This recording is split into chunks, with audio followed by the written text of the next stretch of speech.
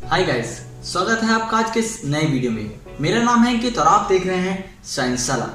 दोस्तों, आज की इस वीडियो में हम क्लास 10th के बायोलॉजी के लाइफ प्रोसेसेस, जो कि उसका फर्स्ट चैप्टर है हमारी बायोलॉजी का, उसके ट्रांसपोर्टेशन इन ह्यूमन बीइंग, ठीक है, के पार्ट को कवर कर रहे हैं, जिसमें हम देखेंगे कि जो ब्लड का सर्कुलेशन होता है थ्रू आउट द बॉडी, हमारी पूरी बॉडी में जो ब्लड का सर्कुलेशन होता है वो किसकी हेल्प से होता है। आप सभी जानते हैं हार्ट की हेल्प से होता है। तो उसी चीज को हम इस वीडियो में हम समझने जा रहे हैं, देखेंगे कि वो सब प्रोसेस किस तरीके से कंप्लीट होती है। अगर आपको वीडियो पसंद आए तो वीडियो को लाइक जरूर करें, अपने फ्रेंड्स के साथ इस वीडियो को शेयर करें और ऐसे ही रेगुलर साइंस स्टडी वीडियोस के लिए हमारे चैनल साइंस साला को सब्सक्राइब करें। गाइस, इस वीडियो से पहले मैं इसी चैप्टर लाइफ प्रोसेसेस के कुछ पार्ट बना चुका हूँ, ठीक है, जिसमें मैंने डाइजेस्टिव सिस्टम और रेस्पिरेटरी सिस्टम को कवर किया है। आप आई बटन पर क्लिक करके उन वीडियोस को देख सकते हैं। मैं उसमें प्लेलिस्ट आपके लिए ऐड कर दूंगा, ठीक है। तो अपनी वीडियो शुरू करते हैं। आप सभी को पता है कि हमारी बॉडी में ब्लड होता है, ठीक है। तो ब्लड का काम जो होता है वो ट्रांसपोर्ट करना होता है, ठीक है। क्या क्या ट्रांसपोर्ट करता है?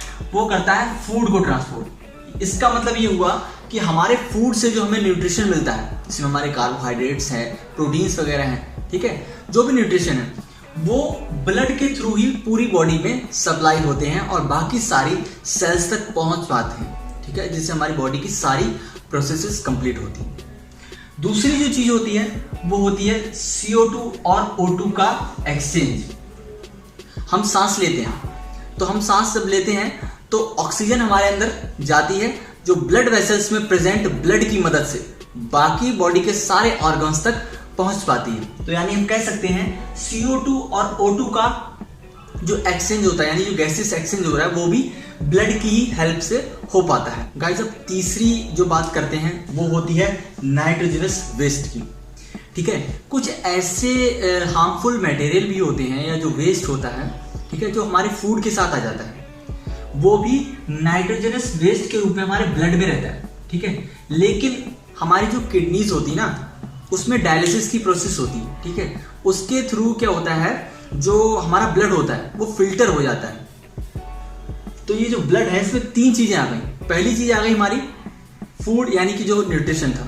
दूसरा, CO2 एंड O2 का एक्सचेंज भी ब्लड की हेल्प से हो रहा है। तीसरा, नाइट्रोजनस वेस्ट भी इसी में होते हैं ब्लड में। अब इस ब्लड को क्या करना है, ये जो हमारा CO2 मेन क्या चीज है, CO2 और O2 का एक्सचेंज होना है। तो ये कब होगा? जब ब्लड हमारी बॉडी के सारे ऑर्गन्स तक पहुंचेगा। उसके लिए एक कोई ऐसा ऑर्गन चाहिए जो इस ब्लड को आगे की ओर तेजी से पंप कर सके, ठीक है, आगे की तरफ भेज सके। इसके लिए हमारे पास ऑर्गन होता है हमारा हार्ट, ठीक है, हमारा दिल, ठीक है। तो उसी को समझेंगे कि उसका जो ट्रांसपोर्टेशन सिस्टम है वो कैसे काम करता है। तो यहाँ देखिए, यहाँ पर हमारे पास जो डायग्राम है वो मैंने बना रखा है। इसमें हमारा ये हार्ट है, क्या है ये? हार्ट। और इसे आप देख सकते हैं कि 4 सेक्शन में ये डिवाइडेड है, ठीक है। कौन कौन से सेक्शन है दोस्तों? देखिए, ये यहाँ पर राइट आर्टरियम, ठीक है, राइट आर्टरियम। दूसरा राइट वेंट्रिकल, ठीक है, ये राइट साइड में दोनों आर्टरियम और वेंट्रिकल। तो ये वाला जो हिस्सा है, ऊपर वाला आर्टरियम, नीचे वाला वेंट्रिकल। इधर लेफ्ट साइड पे लेफ्ट आर्टरियम और लेफ्ट वेंट्रिकल। ये वाला लेफ्ट वाला आर्टरियम और ये लेफ्ट वेंट्रिकल। ये 4 सेक्शन में इसको डिवाइड कर दिया गया है। अब यही 4 सेक्शन पार्टिसिपेट करेंगे ट्रांसपोर्टेशन की प्रोसेस में। होता क्या है, सबसे पहले दोस्तों क्या होगा, हम क्या करते हैं, सांस लेते हैं। पिछले जो वीडियो का पार्ट है उसमें मैंने बता रखा है रेस्पिरेटरी सिस्टम। उस रेस्पिरेटरी सिस्टम में हम जब O2 को इनहेल करते हैं अपने अंदर, तो जब वो जाती है तो हमारा जो लंग्स थे, हमारे जो लंग्स थे, उसमें बिल्कुल सबसे लास्ट में जो पॉइंट आया था वो आया था एल्वियोली। तो ये एल्वियोली में O2 पहुंच जाती है। वहां से ब्लड वेसल्स में ब्लड फ्लो हो रहा होता है, उसकी मदद से O2 ब्लड वेसल से होती है। O2 कहाँ आती है? हार्ट की तरफ आती है, ठीक है। वो ब्लड वेसल्स कहाँ आके खुलती हैं? हार्ट में आके खुलती हैं। तो सबसे पहले जो कहानी आ रही होती है दोस्तों, देखिए, उसमें हार्ट से ब्लड आता है। अब कहाँ आके पहुंचता है?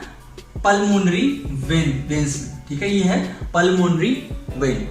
तो यहां पर ब्लड आ जाता है इस तरीके से, सबसे पहले कहां से आ रहा है दोस्तों? ये लंग्स से आ रहा है। ठीक है, इसमें क्या प्रेजेंट है? O2 प्रेजेंट है। ठीक है, तो गाइस अब ब्लड जो हमारा आ चुका है यहाँ, ये आ गया है लंग्स से पल्मोनरी वेन में आता है, जिसमें केवल ऑक्सीजन प्रेजेंट होती है, यानी वो ब्लड कैसा है? ऑक्सीजनेटेड ब्लड होता है। ऑक्सीजनेटेड ब्लड यहाँ आने के बाद अब हमारे लिए कहाँ पहुंचाना है इसको? ऑक्सीजन वाले ब्लड को बॉडी के सारे पार्ट में पहुंचाना है।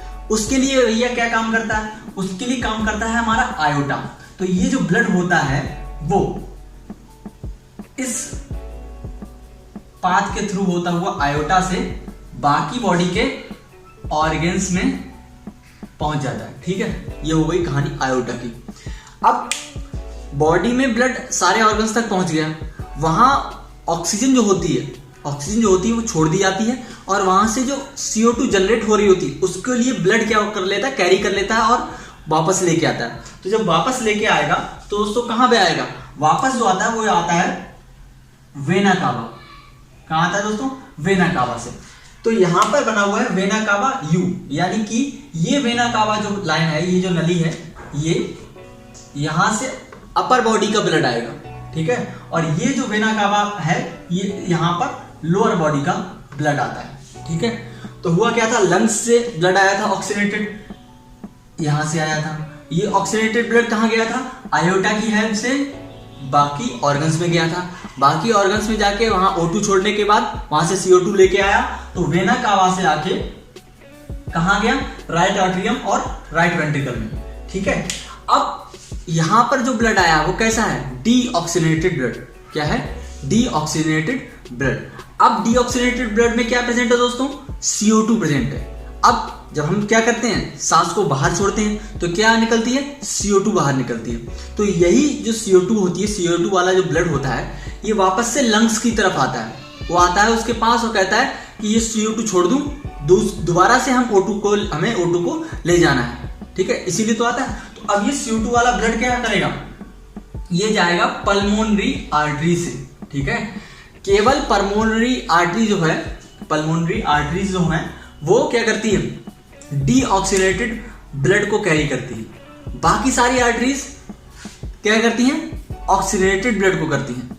वहीं दूसरी तरफ पल्मोनरी वेन, केवल पल्मोनरी वेन ऑक्सीजनेटेड ब्लड को कैरी करती है, बाकी सारी वेन्स डीऑक्सीजनेटेड ब्लड को कैरी करती हैं। आपको इस बात को नोट करके रख लेना है। ठीक है, तो यहां से ये आया था ब्लड वेना कावा से अपर बॉडी का, वेना कावा या लोअर बॉडी का यहां से एंटर हुआ, और यहां से आने के बाद ये इस डायरेक्शन में जाके इस नली से पल्मोनरी वेन से बाहर निकल जाता है। पल्मोनरी आर्टरी से बाहर निकल जाता है। ऑक्सीजनेटेड ब्लड आया किससे था? पल्मोनरी वेन से आया था। वापस किससे गया? पल्मोनरी आर्टरी से। तो याद रखना है दोस्तों, पल्मोनरी जो वेन है उसमें ऑक्सीजनेटेड ब्लड होता है, और पल्मोनरी आर्टरी जो है उसमें डीऑक्सीजनेटेड ब्लड होता है। अब ये डीऑक्सीजनेटेड ब्लड कहाँ पहुंच जाता है दोस्तों? लंग्स तक पहुंच जाता है। वहां लंग्स तक पहुंचने के बाद हम जो CO2 होती है वो बाहर छोड़ देते हैं। ठीक है, एक पिछले पार्ट में मैंने क्वेश्चन पूछा था कि ऐसा कौन सा पार्ट है हमारे रेस्पिरेटरी सिस्टम या यूनिट में जो गैसियस एक्सचेंज कराता है?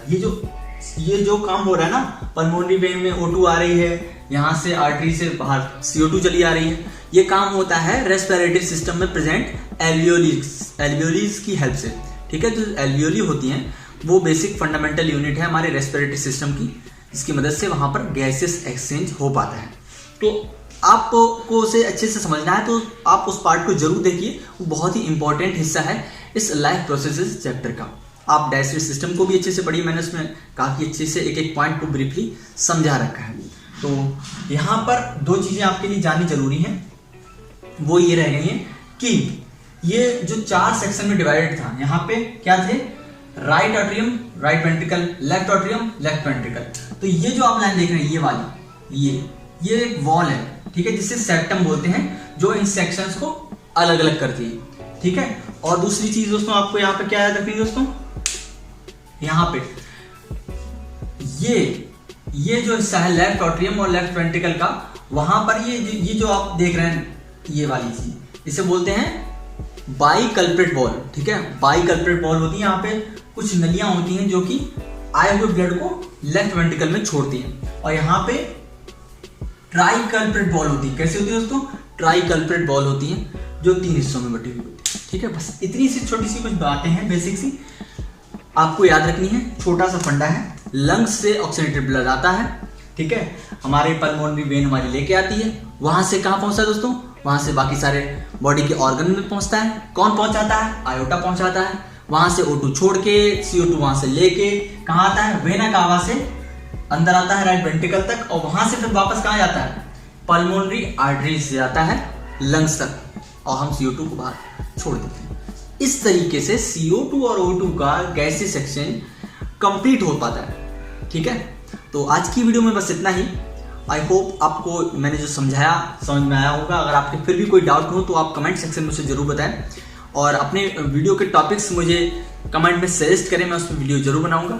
वीडियो को अपने फ्रेंड्स के साथ शेयर करें, और इस कोरोना के समय में आप लगातार पढ़ाई जरूर करते रहें। स्कूल कॉलेज जब तक बंद हैं तब तक बंद हैं, देखा जाएगा, लेकिन आप लगातार पढ़ते रहिएगा। मैं आपके लिए रेगुलर ऐसी साइंस वीडियोस बनाता रहूँगा। मैं मिलूंगा हमारी अगली वीडियो में, तब तक के लिए गुड बाय।